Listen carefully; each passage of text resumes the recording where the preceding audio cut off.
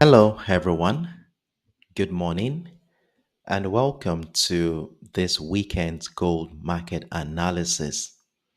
So, last week, gold started the week very strong as we saw price started somewhere around the 3,350. So, this was Sunday stroke Monday's trading session, and we saw price rise to as far as the 3,435 area, an area that has a strong memory for selling pressure. And of course, the spike was driven by multiple factors such as a weakening US dollar at the beginning of the week, resulting into falling US Treasury bond yield. Then we also had situations around renewed tariff fears, resulting into increased safe haven demand ahead of the August 1st tariff deadline. And we also witnessed momentum traders taking advantage of the clean breakout above this key technical zone around the $3,380 zone. But after reaching that 1 month high around the 3,435 on Tuesday, we begin to see that things took a sharp turn midweek. In fact, many short-term traders began locking in profits, and the stronger than expected US economy data didn't help matters at all, especially after the release of the housing and jobless claim reports, which showed that the US economy wasn't slowing down as much as markets had expected, and that reduced the urgency for any immediate rate cuts, hereby strengthening the US dollar, and gold couldn't hold the gains any longer. Now, the rejection at the 3,435 zone quickly became a strong ceiling, a resistance that triggered stop loss orders and sending price crashing all the way to the $3,325 zone, where price action closed at the end of last week's trading session. So now we find ourselves at a critical juncture. Traders are in fact on the hedge right now, especially as we head into a high impactful week.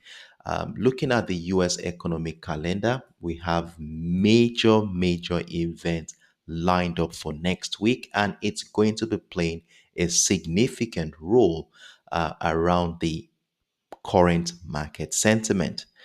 So, the first impactful event for next week will not be coming until Wednesday, July 30th, and that is the ADP employment change. We also have the gross domestic product annualized for quarter two. Then we also have the major one, which is the Fed's interest rate decision. Will the Fed hold on to interest rate? The consensus still maintains that interest rate will be left unchanged. So we look forward to that one.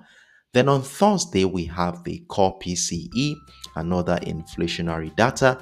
Then on Friday, we have the average hourly earnings, the non-farm payroll report, the ISM manufacturing PMI, and of course, that August 1st tariff deadline is still hanging in the air.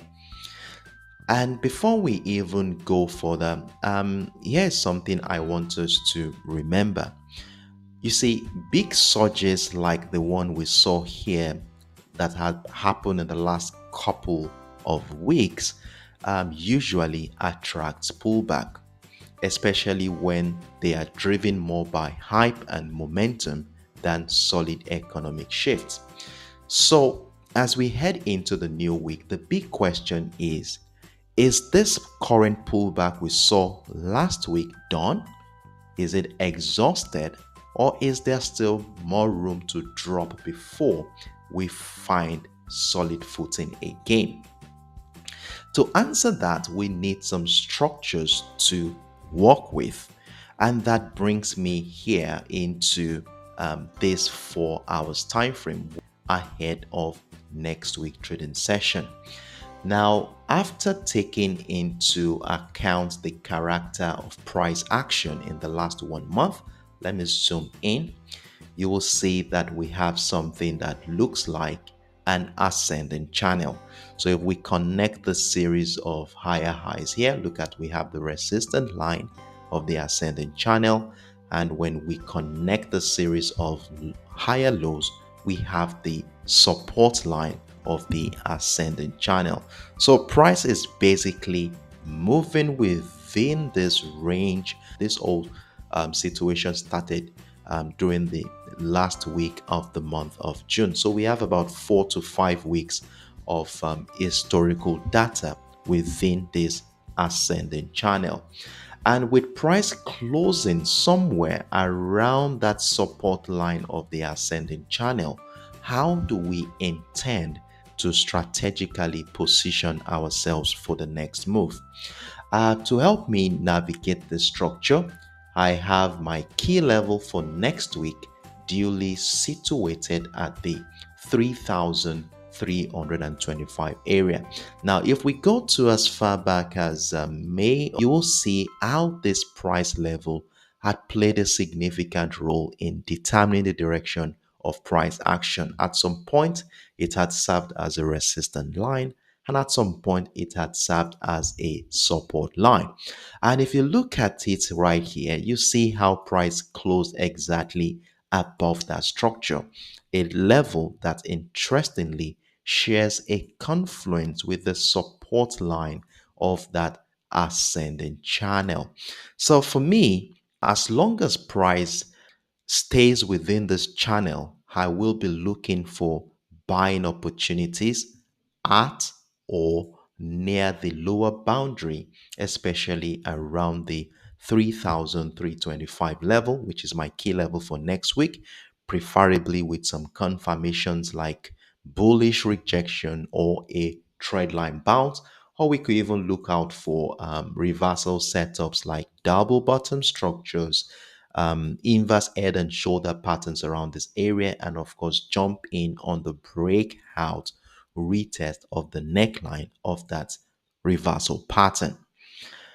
But if price in any way breaks down below the channel and closes below the 3,325 with strong bearish momentum, like retest of structure, that will invalidate the setup for the bullish idea and suggest deeper correction, possibly into this 3,255 area, which had also served as a support line in the past. If you go to as far back as May, that area has served as a robust demand zone. On the flip side, if the price pushes up, that is, if it respects the trend line here and pushes up back into the top of the channel, somewhere around the 3,400, 3,420 zone, then we want to become cautious. That's a potential reaction zone where sellers might show up again to push price to the downside, especially if the fundamentals midweek lean hawkish.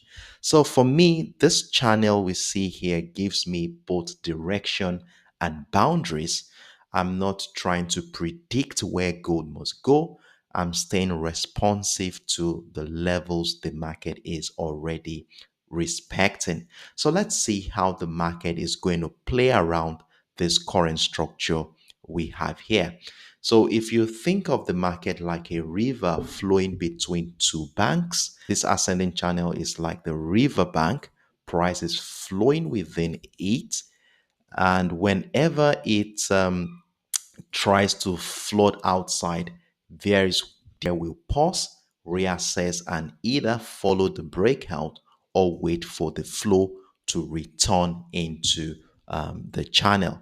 So, depending on what happens, especially during the early hours of next week, that is on Monday, tomorrow, I will be giving us an update after monitoring the character of price action around this particular area.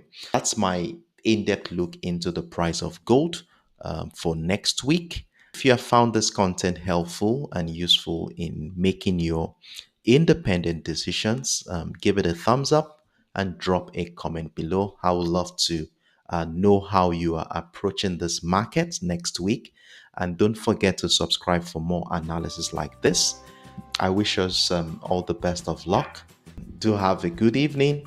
Trade smart, trade consciously.